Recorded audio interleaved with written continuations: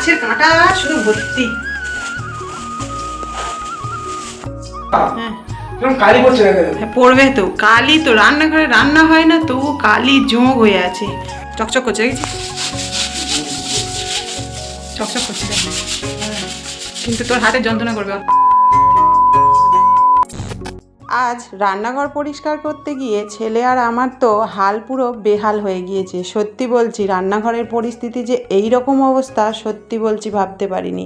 So hello everyone, আমি টুম্পা। আমার নতুন আরও একটা ব্লগে তোমাদের সবাইকে ওয়েলকাম। আশা করছি ওদিকে তোমরা সবাই বেশ ভালো আছো। এদিকে তোমাদের ভালোবাসার আশীর্বাদে আমাদের এক একটা দিন কিন্তু বেশ ভালোই কাটছে। তাহলে চলো আজকের ভিডিওটা শুরু করা যাক। প্রথমেই বলি, তোমরা কে কোথা থেকে আমার এই ভিডিওটা দেখছো অবশ্যই করে কিন্তু কমেন্ট বক্সে একটা কমেন্ট রেখে যেও। আজ তো বৃহস্পতিবার, আর তোমরা তো জানো বৃহস্পতিবার হলেই কিন্তু কাজের চাপ অনেকটাই বেশি থাকে। আর যে কারণে কিন্তু অনেক সকাল সকাল উঠে পড়েছি, আর উঠে তাড়াতাড়ি করে কাজগুলোও সেরে নিলাম। আর তারপরে কিন্তু ব্রাশ করতে করতে একটু ছাদেও চলে এলাম। আর ছাদে যে বাঁশটা দেখলে ওটা কিন্তু শাশুড়ি মা দিয়েছে। আসলে জামা কাপড়গুলো পাঁচিলের ওপর দিলে শোকানো যেমন তেমন আরও ভিজে ওঠে। আসলে বৃষ্টি হচ্ছে আর পাঁচিলটা তো ভিজে থাকে, যে কারণে মা ওই সিস্টেমটা করে দিয়েছে। যাই হোক, খুব ভালোই লাগলো। আর এদিকে দেখো তারপরে স্নান টান করে চলে এসেছি দেখো ঠাকুর ঘরে।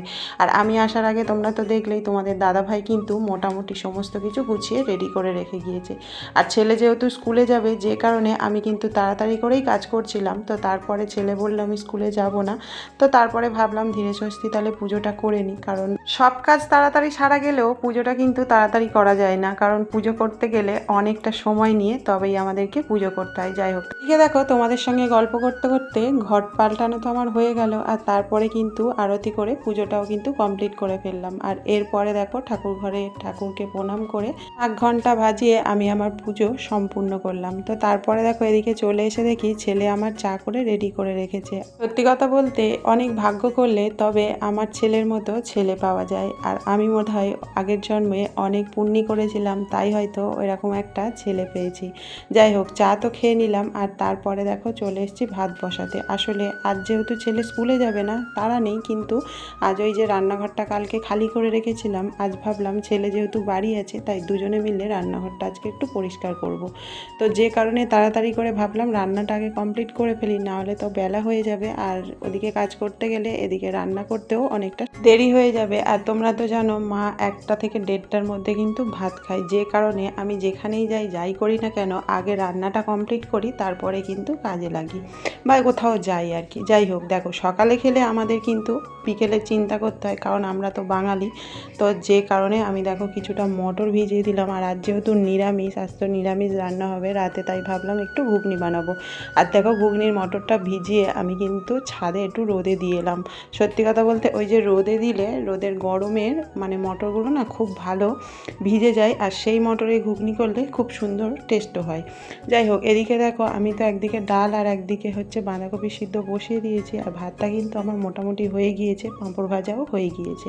ইতিমধ্যে আবার মুষলধারে বৃষ্টি চলে এসছে। আর তোমরা তো দেখলে মটরটা রোদে দিয়ে এলাম, আর তারপরেই কিন্তু আবার ছুটে গিয়ে আমাকে তুলে আনতে হয়েছিল। সত্যি বলতে এই জন্যই বলে বর্ষাকালের আকাশ, কখন যে রোদ হয় আর কখন যে বৃষ্টি আসে বোঝা খুব ভার।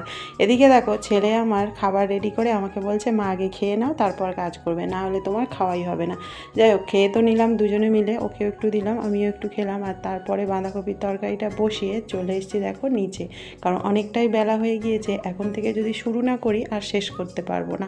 সত্যি কথা বলতে রান্নাঘর নোংরা হওয়ার ভয়ে আমি নিচে রান্নাঘরে রান্না করি না। আমার সবসময় ইচ্ছা ছিল যে সুন্দর করে একটা সুন্দর রান্নাঘর হবে গুছন গাছান, কিন্তু সেটা তো আর কপালে হলো না। তাই যেটুকু আছে সেটুকুকেই আমি সুন্দর করে গুছিয়ে রাখতে চাই। আর যে কারণে আমি কিন্তু কষ্ট করে ওপরে রান্না করি, কিন্তু ওই যে মানে ইঁদুর না আমাকে সেটা করতে দেবে না। মানে যত রাজ্যে কাঁটা চিবে মাছের আঁশ সমস্ত কিছু নিয়ে গিয়ে মানে ওই যে ওপরের তাক আছে ওর মধ্যে তুলেছে। আর ওইটা দেখেই আমার তো পুরো মানে অবস্থা খারাপ হয়ে গেছে যে আমি এগুলোকে কিভাবে পরিষ্কার করব। তো আমি মোটামুটি একটু ঝেড়ে ঝুড়ে পরিষ্কার করে দিয়ে ছেলেকে লাগিয়ে দিয়ে চলে এসেছিলাম ওপরে বাঁধাকপির তরকারিটা দেখতে।